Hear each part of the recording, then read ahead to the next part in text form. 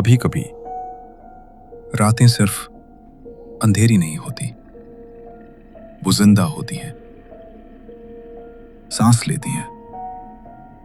और बंगाल की ऐसी ही एक रात थी, ठंडी, स्याह और भयानक, जहां हवाओं में भी कोई अनकहा डर खुला था।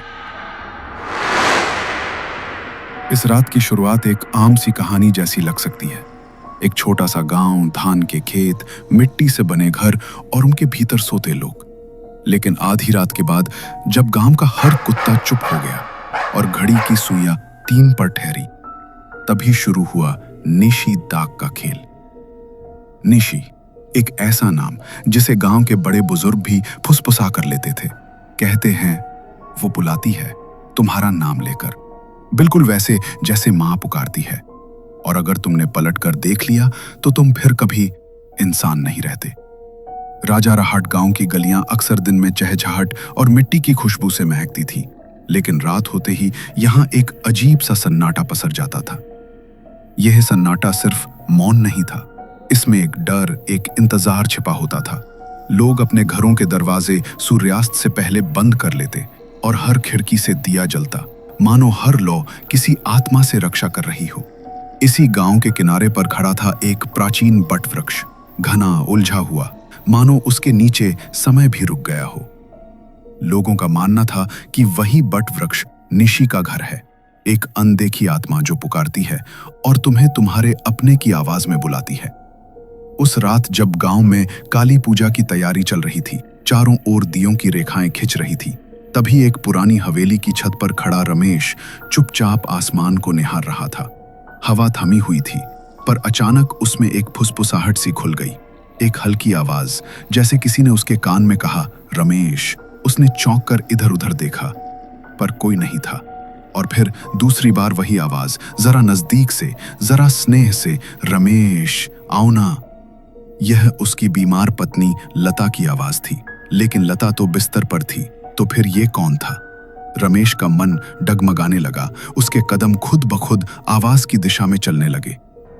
घर से थोड़ा दूर पुराने बगान की झाड़ियों के बीच एक परछाई हल्की हल्की सी हिल रही थी। सफेद साड़ी में लिपटी, चेहरा ढका हुआ, एक ऐसी आकृति जो कहीं देखी हुई सी लगती थी। रमेश ने धीरे से पूछा, लता, तुम यहां क्या कर रही हो? परछाया कुछ नहीं बोली, बस स्थिर रही, मानो किसी मंत्र में बंधी हो।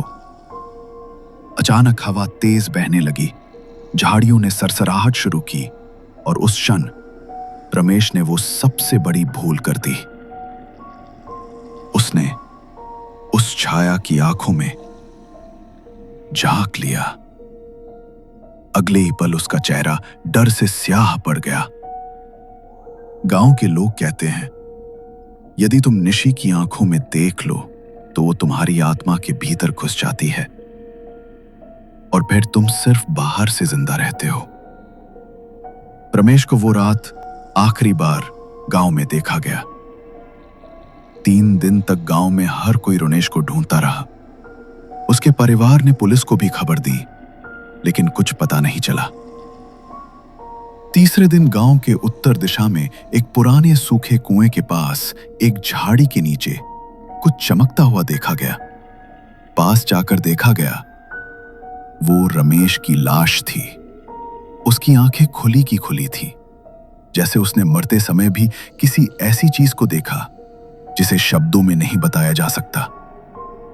उसका शरीर अकड़ा हुआ था, मानो किसी डर ने उसे पकड़ कर रखा हो।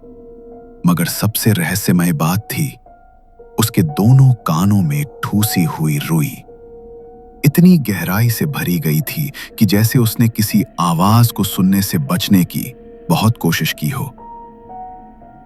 गांव के पुरोहित ने तुरंत कहा, यह निशी की डाक है, और रमेश ने उसकी पुकार का जवाब दे दिया। उस दिन गांव में हर दरवाजे के बाहर रुई रख दी गई। हर कोई अब निशी की डरावनी मौजूदगी को स्वीकार कर चुका था। रमेश की पत्नी लता ने उसकी मौत के बाद कमरे में अकेले बैठकर उसकी पुरानी चीजें खंगालनी शुरू की। एक लकड़ी की संदूक में उसे एक बेहद पुरानी चर्मबद्ध डायरी मिली, जिसमें कुछ पीले पन्ने बांग्ला और संस्कृत के अजीब अक्षरों से भरे थे। ये डायरी 1947 के एक तांत्रिक की थी, जिसने अपनी आंखों से निशी को देखा था। उसमें लिखा था, निशी कोई आत्मा नहीं, वो छाया है। वो तुम्हारी पहचान लेती है, तुम्हारी सबसे प्यारी आवाज में बुलाती है, और जब तुम जवाब देते हो वो तुम्हारी आत्मा को घोल कर पी जाती है। एक और पन्ने पर लाल स्याही में लिखा था, उसका अंत तभी होगा जब कोई डर से नहीं, साहस से उसकी पुकार का सामना करेगा। लता ने कांपते हाथों से पन्ना बंद किया। उसकी आंखों में अब डर नहीं, बदले की चिंगारी थी। पर निशी को लता के साहस की भनक नहीं थी। उसका अगला निशाना गांव का 10 साल का मासूम बच्चा अनुज था, जो अपनी दिवंगत मां को बहुत याद करता था। एक रात जब अनुज अपने कमरे में अकेले सो रहा था, तब अचानक उसने वही जानी पहचानी आवाज सुनी, अनुज बेटा, मां हूं मैं। और वो बिना सोचे समझे उठ गया।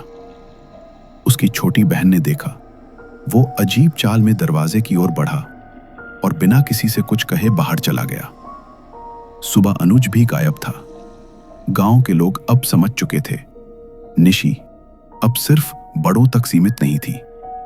वो भावनाओं की दरार से घुस रही थी और उसकी ताकत बढ़ रही थी।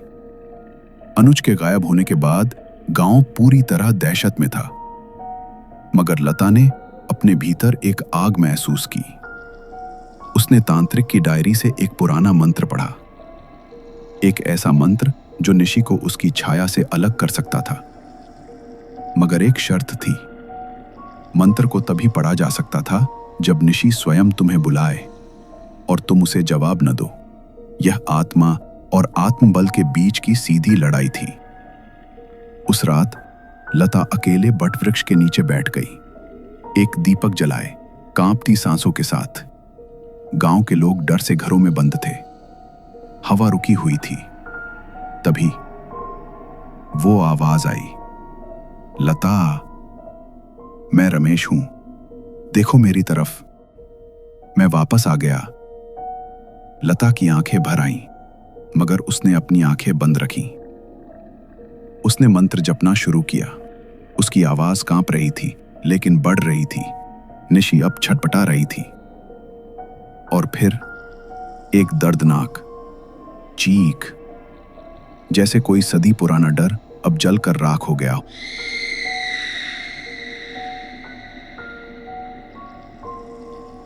अगली सुबह गांव में एक अजीब सी शांति थी, एक ऐसी खामोशी जिसमें कोई डर नहीं था। लता को बट वृक्ष के नीचे बेहोश पाया गया।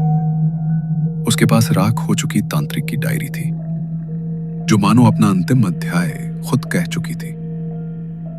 गांव वालों ने उस स्थान पर एक मंदिर बनवाया, देवी काली को समर्पित, और उस पेड़ को चारों तरफ से लौ से घेर दिया गया।